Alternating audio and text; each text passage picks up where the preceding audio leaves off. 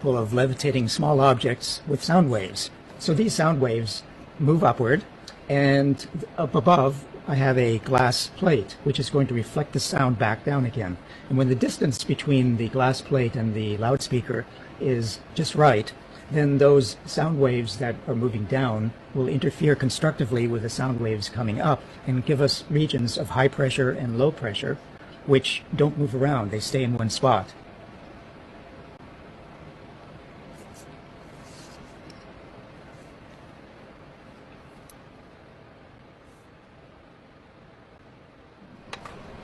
As I said before, the distance between the reflector and the loudspeaker is just right. If I change it, and which I'm going to do, you'll see that this standing wave disappears and the balls are no longer suspended there.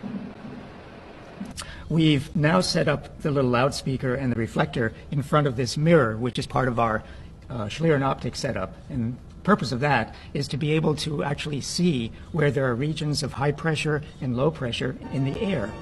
And if I adjust the height of the reflector, there's a point at which you see bands of white, light, and dark.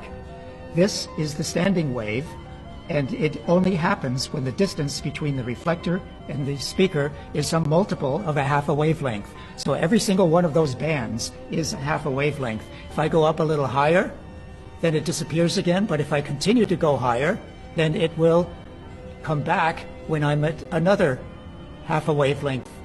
Now it's in these bands that I'm going to place the little balls. And you can see the little ball settles down where there's a bright band, and that is the high pressure. If I again change the height, the standing wave goes away and the little balls will fall down.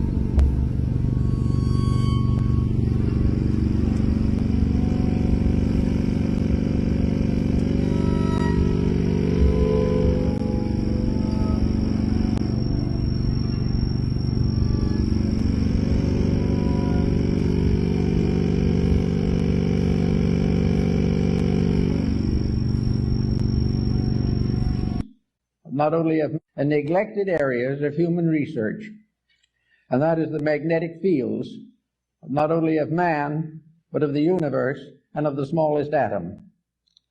The beginning of the study of magnetism can be traced back to Egypt, and the staffs and wands of the ancient priests were instruments of magnetic conjuring.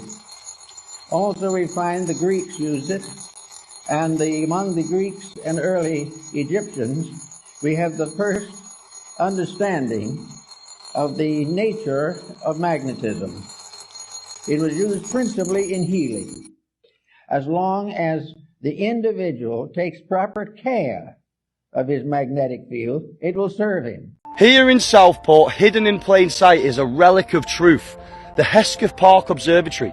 It was built in the 1870s before NASA, before space propaganda, and when people actually relied on direct observation and not cartoons.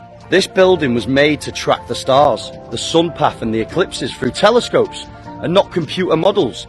And for centuries, observers recorded the same thing: the sky moving over a motionless Earth, stars rotating in a circular path, and the sun making tight local loops. And before the pseudoscience gurus come in the chat and try and shout science, let's be clear. Yes, modern science says that the Earth spins 1,000 miles per hour and orbits the sun at 66,000 miles an hour and rockets through space at 1,000,000 miles per hour. But do you ever feel any of that? Have you ever seen water curve over a ball in real life? Have you ever seen a star move differently than it always has? And let's not forget to mention that the horizon is always eye level, and ships that disappear from bottom up is due to perspective and atmospheric distortion, not curvature. And Polaris is still directly above the North Pole. It's unmoved in thousands of years. You don't get that on a spinning ball wobbling through the vacuum of space. This observatory, like many others worldwide, was built by men who trusted what they saw and not what they were told. But after 1958, when NASA was founded, the firmament became off limits and everything changed. Truth is honestly hidden in plain sight everywhere. You've just got to look and not get lost in space. And obviously for the sensory reasons, this was just for entertainment, and I'm as fictional as a dinosaur, baby. Good morning. Aloha from Florida. Truth is strong and lies are weak. Truth makes you strong and lies make you weak. In this conversation I've been having about flat Earth versus the globe, or the geocentric cosmology versus the heliocentric hypothesis, or the truth of creation versus the lie of creation, I have talked to many people and asked them the question, what has the knowledge of flat Earth done for you? In fact, I asked one of the groups on Facebook a few years ago that question, and hundreds of answers came back. And these were the top 3 answers. The knowledge of flat Earth, not the believing, but the knowing that the Earth is flat and stationary, the truth, gives me more peace of mind, a greater sense of freedom, and a closer connection to my Creator. That's what the truth does. Those are the benefits, some of the benefits of truth. Truth has benefits, lies have consequences. Flat Earth is the truth, whether you like it or not, or want to believe it or not. The globe is a lie. Let's talk more about meltology. This time I want to show you guys something. Check out this painting from Peter Bruegel from the 16th century. It's of the Tower of Babel. The design is very interesting. Take a close look at it. What do you think that building would look like if it was, I don't know, melted by the wrath of God? Is it possible it would look like this place in Cappadocia, Turkey? So what we're told is that people carved into this quote-unquote mountain to create dwelling places. But what if it was once a building, or maybe even a tower, that was melted by the wrath of God? And what's significant about Cappadocia, it's actually mentioned in the Epistle of Peter. And Turkey is where all 7 churches from the book of Revelation were. And I put the emphasis on were because they are no longer there. Is it possible that all these things are related? What do you guys think?